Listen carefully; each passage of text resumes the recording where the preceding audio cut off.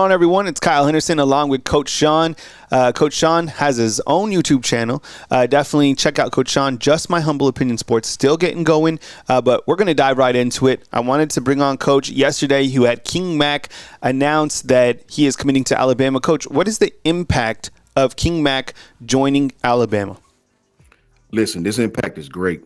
I wanted this kid. I won't lie to you. I was probably more high on him than any DB that we've offered in the transfer portal. This kid is young. He's a redshirt freshman. Not a lot of tape on him at Penn State because he only played sparingly because he had some dogs in front of him, right? Some very, very, very draft eligible guys playing in front of him, like most redshirt freshmen. Coming out of Fort Lauderdale, Florida, St. Thomas Aquinas. This kid's 5'11", 180 pounds. I watched his high school film in length, pretty much every year he got on there. And I'm telling you, this is not something that we wanted. I mean, we did want him, but this is a need. We needed this kid. This kid is going to play. He's going to be good for the future of Alabama. We needed this kid. And I wouldn't be shocked. If they asked this kid to play corner too. Here with Coach Sean talking about the impact of King Mack. When you start to look to Alabama's secondary coming around, I'm sure a lot of people feel more confident that you have names coming in because of the leakage that happened during the springtime. Deshaun Jones is on board, Cam Howard from Charlotte, and also you have King Mack. Specifically staying on King Mack, he is younger. He just saw special teams, but to my surprise, and when I was talking about him on the video, a lot of people feel that he could play sooner than later. What do you like about his tape? And, you know, there's going to be competition aplenty in August. What else do you like about him in terms of maybe being a corner, maybe being a star? Looks like he's a really versatile player being added to the roster. Man, listen, this kid is rangy. This is the reason why he's going to force his way onto the field at some point. He's rangy. What I mean by rangy is they had him playing on the hash mark. They had him playing a true safety. And this kid can get from hash mark to sideline in a few steps, man. He's obviously fast. I think he was a state champion in the 200 in Florida. Versatile kid, good hands. He's direct. When you watch him, he directs traffic. That means the coaches he had trusts him, right? The pros I had on him, he's rangy. He cuts the field in half. He covers a lot of ground in a little time. He played man. He played zone. He has football smarts, high football IQ. The only con I could find with him is that when they play him a little close to the line of scrimmage, he gets beat up a little bit in there. You know, he tackles a little high. And in Division I college football, as he's probably found out, if you tackle high, you get one of those Derrick Henrys on you real quick. And all those things are coachable. They're coachable. This kid if you look at his highlight tape, in the first 6-7 different plays, he had like 4 interceptions. So this kid, I'm telling you, man, he's talented. This is a big get for Alabama. This is a kid that could play at Alabama anyway. This is not one of these kids that had to go to another university. He's from Fort Lauderdale. He had 30-something scholarships coming out of high school. This is a need for Alabama. This is a big need. When we look to the Alabama secondary, and we have some comments inside the comment box. Matthew saying that he feels a lot better about Alabama's secondary than he did on Monday. Here we are on Saturday, and now you look at all of the transfers that have come in. Right, you have Deshaun Jones from Wake Forest. He's a transfer. Damani Jackson. He's a transfer from USC. You have Keon Sabb, a transfer from Michigan.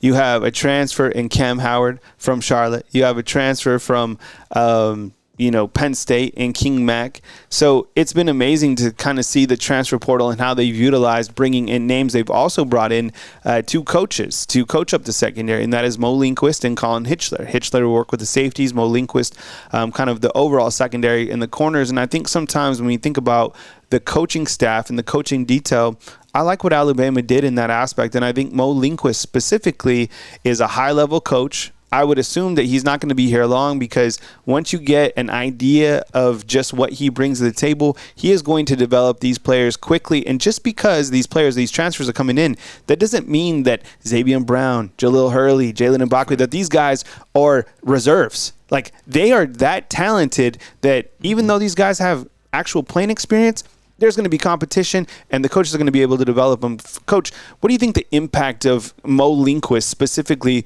will be on this Alabama secondary? I think his impact is huge. I think it can't be scripted because this guy's coached at the highest level, at the the NFL level. Mm-hmm. Trayvon Diggs. This guy's been a Mm-hmm. head coach at the college level. Yes. So recruiting is not going to shock him. Mm-hmm. Just the coaching aspects of coaching great talent, Mm-hmm. it's not going to shock him. This is a coach that won't be overwhelmed at Alabama. He will not be overwhelmed. He's young. He brings that vibe that the young kids like. He's he listened to the same music they listen to, so he's relatable, and that's huge in college recruiting nowadays, man. He's relatable, and the guy knows his stuff. So I don't think his impact can be quantified through words. I think we'll definitely see on the field. Kind of wrapping up on King Mack before we move to a couple other topics. Just your excitement about having King Mack. I mean, because it seems like it was getting a little bit closer to being Alabama, and now that King Mack is in, your final thought on King Mack joining the Alabama Crimson Tide's roster? My final thought is we needed this guy. With Deshaun coming in, having over 800 snaps under his belt, it was crazy because not that long ago, all of us were worried, like, man, we're not doing much in the transfer portal at all. What's going on? And just like that, we can pick up 2 guys, 3 counting Cam Howard in the secondary that we needed. Like, not even a want. We need these guys. Alabama's not in that position a lot to where we just absolutely need guys. But our secondary was thin. We only had 5 scholarship corners. None of them were experienced. Damani Jackson was your experienced corner.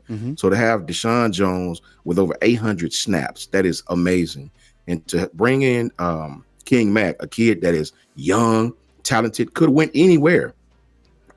Played at a big program, so he's had great practice reps. He's seen high-level college football. It can't be quantified. Experience is finite, but so is talent. Coach, before we move out of the secondary now, you have guys like Red Morgan. I mean, guys, absolute baller, right? And ever since the word, a gamer. Xavier Brown, Jalil Hurley, Jalen Mbakwe, Zay Mincy, Bray Hubbard, can't forget about him, Jay Kirkpatrick Jr. Some of these guys that are just getting here, that have already been involved in spring practice. Which one of those guys, and I'm asking you to single one out. Which one of those guys are you really excited to push for real playing time in August? For me personally, I know Red had a great season. I'm not sure he's going to start over Devontae at the end of the day. I'm not sure. For me, it's Xavier Brown. It's Xavier Brown for me. This kid is college ready mentally to play, right? It's not a mental thing with Xavier if he doesn't get on the field over King or over Deshaun. The kid is mentally ready. It's just experience. It's just experience. And what I mean by that is if you go back to A-Day and watch the play he gave up to Jeremy Bernard, the play that turned into the biggest play of the game, that was a simple rub, right? A simple mesh. That is something that you'll see in high school, you'll see in youth league, meaning if you catch the young corner in press coverage, you release across the formation and make him bump into his own people, the linebackers. You kind of weaved your way through the traffic. He didn't play it right. You're supposed to be off. You don't be in his hip pocket. You're supposed to play off of him a little bit if he release inside. That's just a simple trick that you do to young corners, right? And he gave up a huge play. It wasn't that he didn't have the talent. He just doesn't have the experience. If you don't think guys like Josh Heupel, the USF coach, will do the same thing in different bunch sets, all these kind of things confuse freshmen. Hell, sometimes they confuse veterans. So Xavier Brown is the kid for me that I believe will get on that field regardless of who we bring in here. That kid is just too talented not to play. It's just an experience thing when it comes to him. He's Coach Sean, Kyle Henderson, both of Bama Football on YouTube. We appreciate you guys being here. Please drop a like on this video, and we'll catch you next time we talk Alabama football.